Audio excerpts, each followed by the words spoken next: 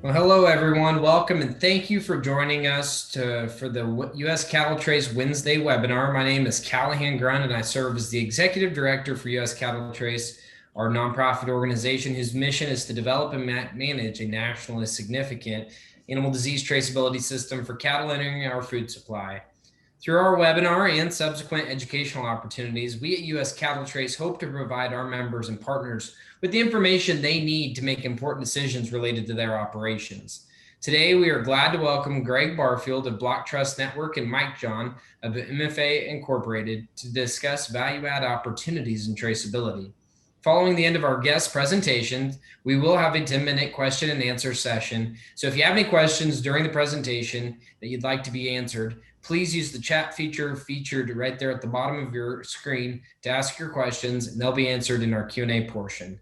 We are also recording today's presentation and we'll be posting it online following the completion for those who are unable to join us. Gregg, Mike, welcome. I'll turn the floor over to you guys now. Thank you, Callahan. Can everyone see this screen, this PowerPoint presentation here? Great. So first of all, I'd like to thank Callahan and his team and BlockTrust, CattleTrace for letting Mike and I present today. It's always good to get everyone together to talk about the important topic of traceability. Again, my name is Gregg Barfield, and our company is called LedgerSpace, and our first flagship product is called the BlockTrust Network. We have offices in Manhattan, Kansas, and College Station, Texas, and our specialty is software development. I'm going to let Mike introduce himself, but I would like to say that Mike was part of our original focus group that we started about over 2 years ago when we started talking about this. And let me tell you what, it's been a journey. But Mike, I'd like for you to introduce yourself and talk about your passion for this project. Well, I've been running the MFA Health Track program for almost 21 years, and the cornerstone of that is documenting value-added practices around preconditioning, and to do that with a database, and we've also included RFID tag, ISO compliant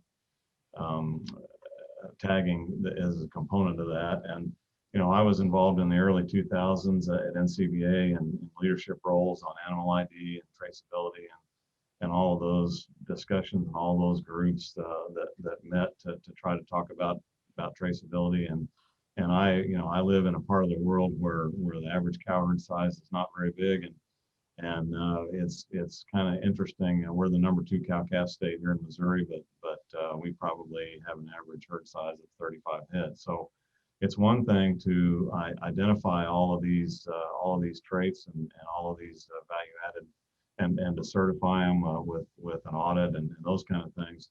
It's entirely another thing to communicate those traits. So really, this blockchain solution that Gregg has come up with is the first time I've seen a reasonable way to be able to communicate those things without any extra effort or typing in any extra entries in a computer. And I am very, very, very excited about the opportunity. And as a matter of fact, we're already putting data into the blockchain and seeing the benefits of having those things happen automatically. We're right about 760,000 head in our database up to this point, and looking forward to continue to work with supply chains and utilize traceability for things that add value to cow-calf operations. Thank you, Mike. So what I'd like to do, although I realize everyone on this call most likely understands all this, if you could just bear with me a second, because it helps us explain the product by going through this very quickly, this beef supply chain diagram. So what you have here is from the cow-calf operation all the way to the retailer. You have all of these sectors involved, and they produce some very good data because they have some very good software. But unfortunately, they're really not able to share the data because there's no common platform their animals to this to the processor. And then, of course, up here at the retailer level, it's a little bit of a no-brainer because we all know that the consumer wants this story that's attached to their beef, but without some type of a platform that that is easily accessible and can kind of break through this very fragmented supply chain, then that's almost impossible to do.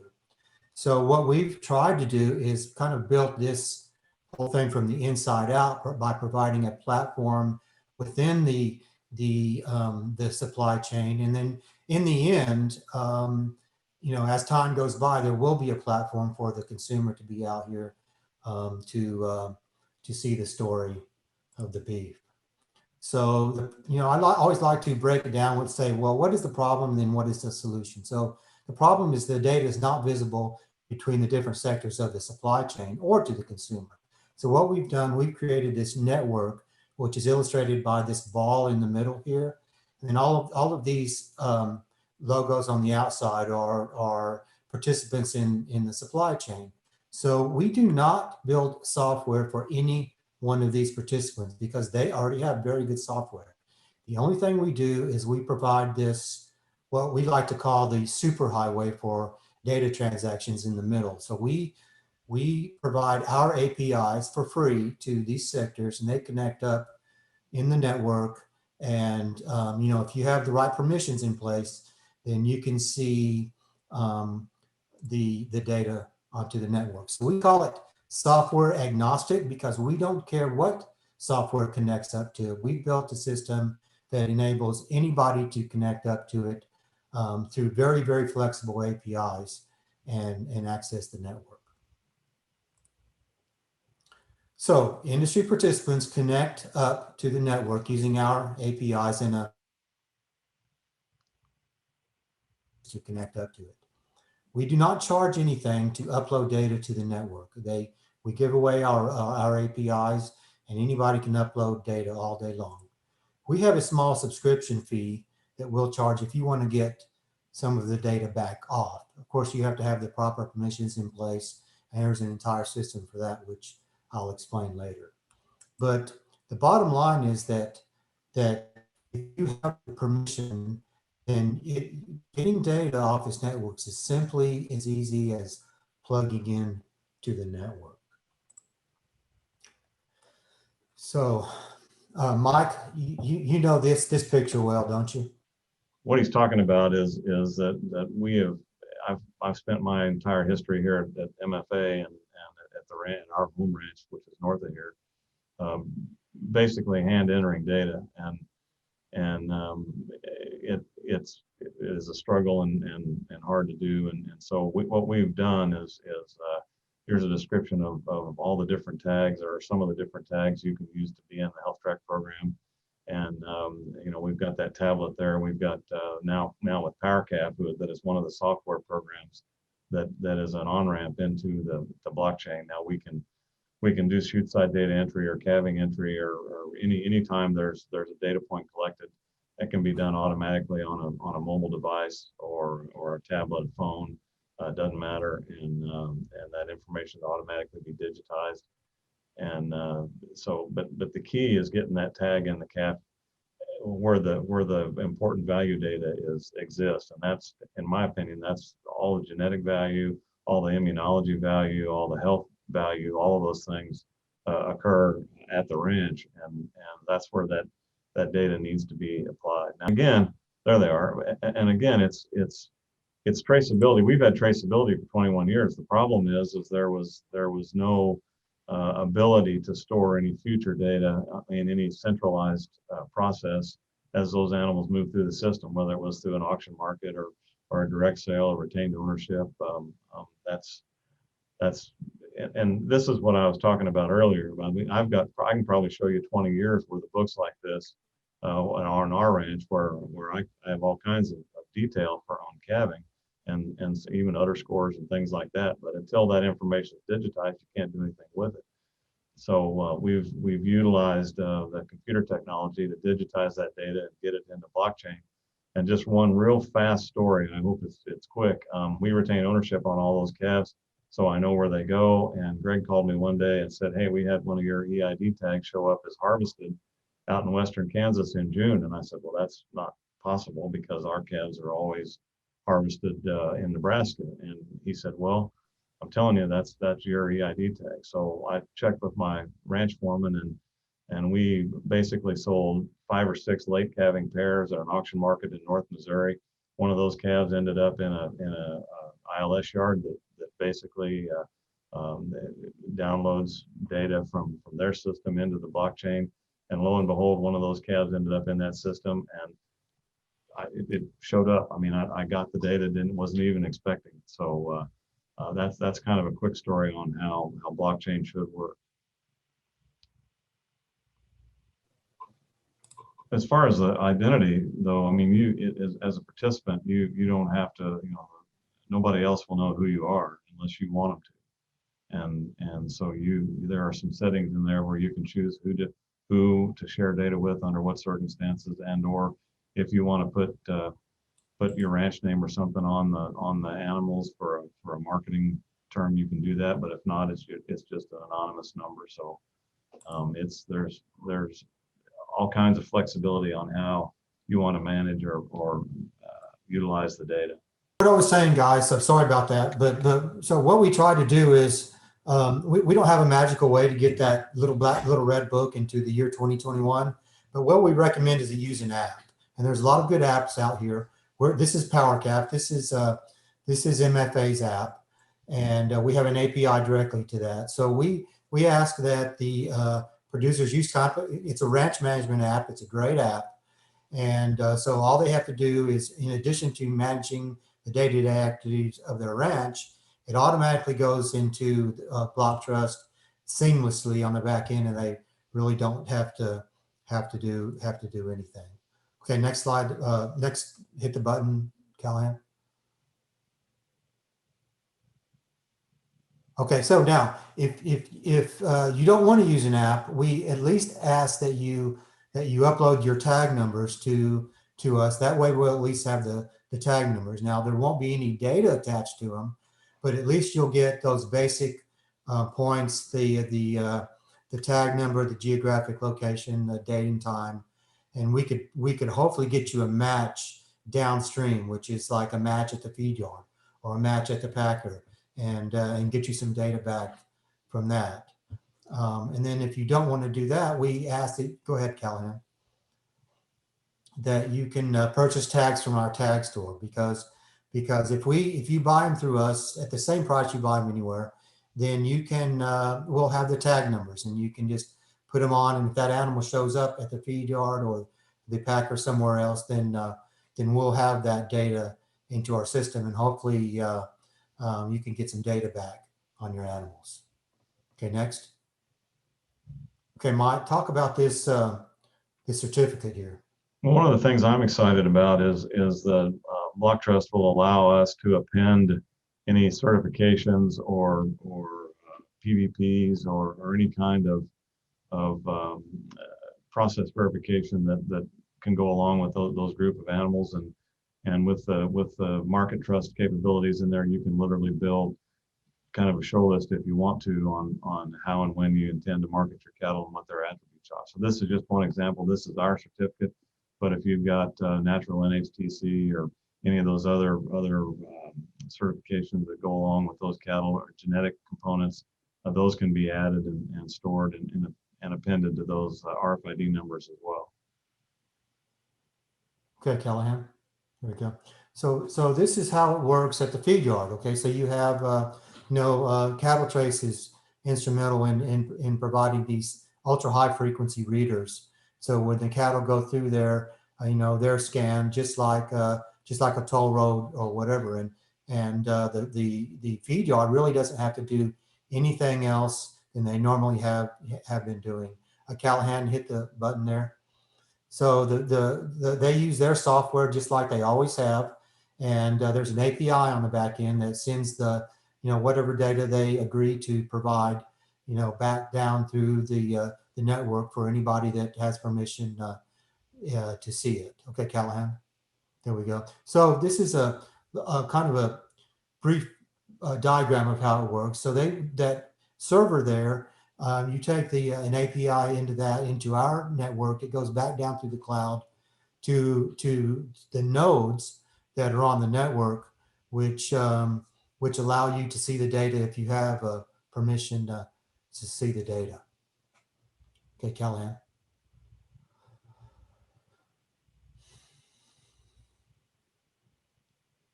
So, what's the bottom line here, folks? People ask, well, that's all nice, but really, why should I participate in that? And then, so the CowCat producer, well, you have the opportunity to leave the ranch and you have no idea.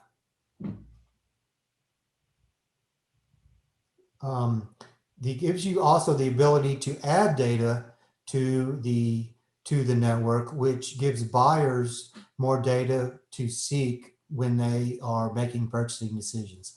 And then these days, there's a lot of these private supply chains that are out there that are probably in the future getting more and more and more. And this, we hope to help these guys get market access to those private supply chains. Callahan. Okay, Mike.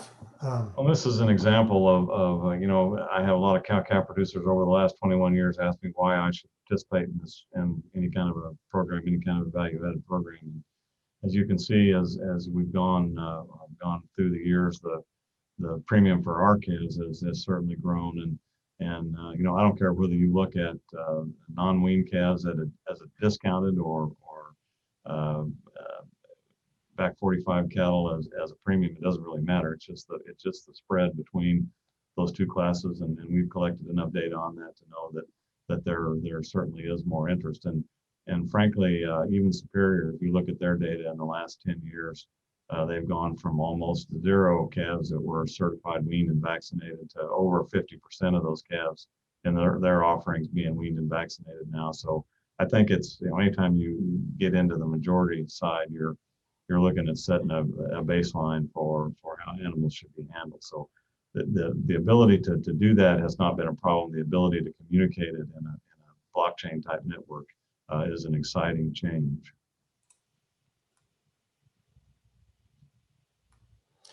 Okay, and then this is for the feed yards. Okay, the feed yards get more. It's kind of the opposite. Okay, so the feed yards get more verifiable data to make purchasing decisions. A big one is this number 2. Feed yards want cattle to be tagged when they come into the feed yard, obviously for disease traceability reasons. Because if you had a disease outbreak, it would be catastrophic. But unfortunately, only about 5% of cattle are tagged when they come into the feed yard. And we believe the reason is that there's just not enough value attached to the tags. And so the incentive is just not there for the producers to tag those cattle. So we believe if they use programs like ours, and there's some others out there that provide value to the tag itself and to the data of the tag, that'll provide more incentive for the producers to put tags on their animals. Through our system, we have what's called the Trusted Feeder Cattle Search Engine. So you can look for feeder cattle to purchase that are guaranteed to be tagged and have data attached to make sure they're up to your quality standards, and you know that you got exactly what you thought you got. We want these guys to use this platform for whatever they want to use it. So it's customizable. If they want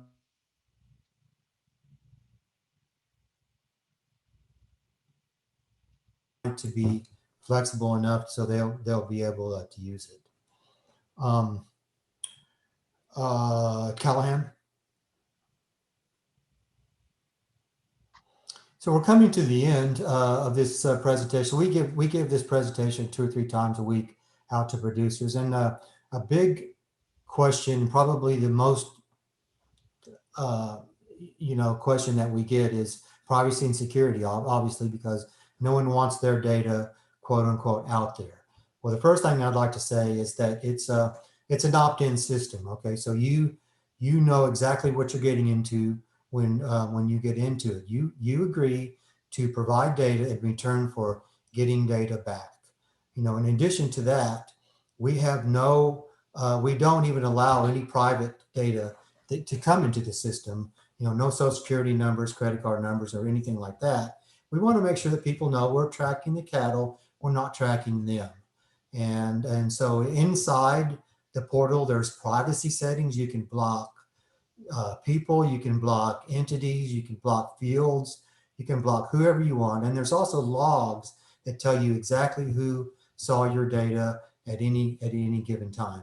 And blockchain itself provides a lot of security, as it's a private blockchain, unlike Bitcoin, for instance, which is a public blockchain. And so there's a lot of inherent security built in with that. So, Callahan, I think that's about all we have. Mike, do you have any parting comments? No, I'd be interested to see if there's any questions. Yeah, I think we'll get right into the questions now on the screen. I will get that here. The first one, Gregg, if we want to go back to it now that we've moved through that part, the blockchain DLT protocol that sits below the software layer. I think you answered that one, but then also, how do you manage identity of the individual participants and access to the data? So we have a system built into the software that we use on top of blockchain, which keeps all of the permissions and everything like that. And that software actually lets data in or out of the blockchain depending on the specifications of that program. Okay, so the blockchain really never ever gets the data that you're not supposed to have. Sure. Great. And the next question here, in your example with the animal showing up on a different location than you thought it would, can you explain how the permissions worked within that? Well, that's easy for me. I didn't have any restrictions on who could see that data. So, the opposite of that would be if you were in a private supply chain. If you had a breed program or some kind of a verification program that they wanted to keep all that information in their private supply chain, then it wouldn't have just shown up out of the blue like that. But in my case, that data is out there for anybody who scans that RFID tag again, who is also a subscriber to the system. So that's, I have mixed emotions about all of that. I mean, I know that there will be some private process on that, but it's no different than going to the auction market and having some producer stand up and spend a lot of time talking about their animals, and others who don't ever say a word about them. So it just depends on what you want to use it for. Sure. Good answer there. Good question. Here's another one. Do slaughterhouses provide individual carcass grades and weights back to producers? And can a cow-calf producer see the individual carcass data even though they didn't supply the slaughterhouse directly? Third question, if so, how easy was it to get everybody to do that? In all honesty, most of the carcass data and that experience that I have had, it gets sent back to the feed yard the cattle came from. Because usually, if there's individual carcass data collected, unless it's for a breed evaluation type thing, it is a component of sale. I mean, knowing the hot carcass weight, quality grade, meal grade is how the grid, how they value those cattle on the grid. So that information is automatically usually sent back to feed yards. So the carcass data that we've been getting is through the permission of the participating feed yards, not directly from the packer. So I know that is a concern, or that is an interest to most cow-calf producers, because I've been getting that question for 21 years. And the way I've answered it most of the time in the past is, if you're an average cow-calf producer in our market area, you probably didn't ever provide a truckload of single-sex animals in a 150-pound weight range of the same phenotype, genotype, that weren't harvested on the same day. So it was just a mechanical or electronic function of not being able to track 6 head of cattle in a 150 head pen.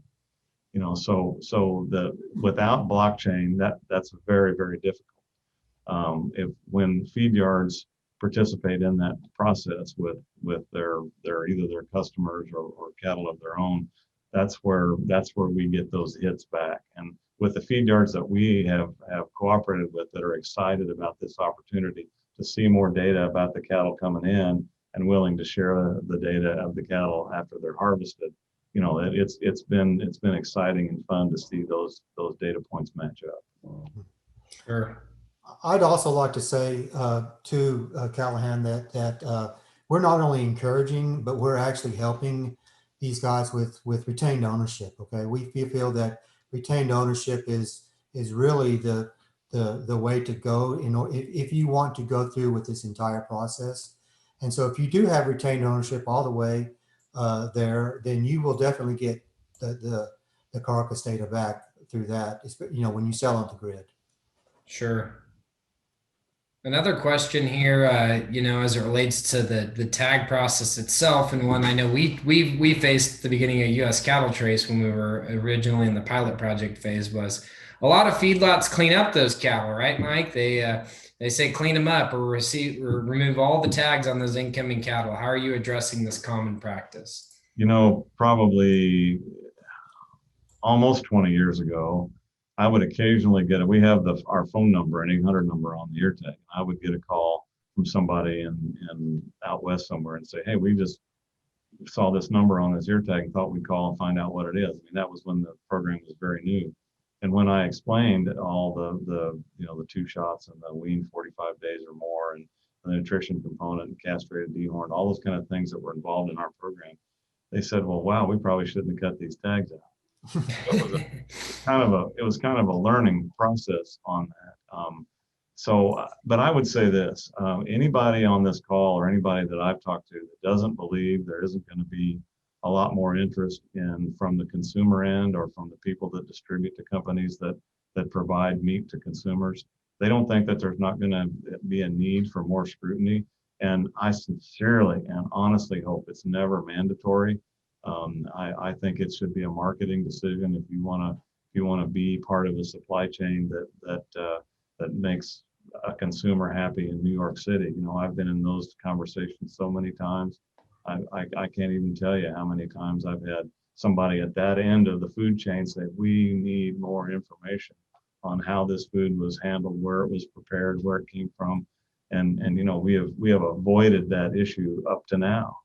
And I'm convinced if we want to keep our market share, that at least some of us, at least those that voluntarily want to participate in a value-added supply chain situation, are going to have the opportunity or take the opportunity to provide that information downstream.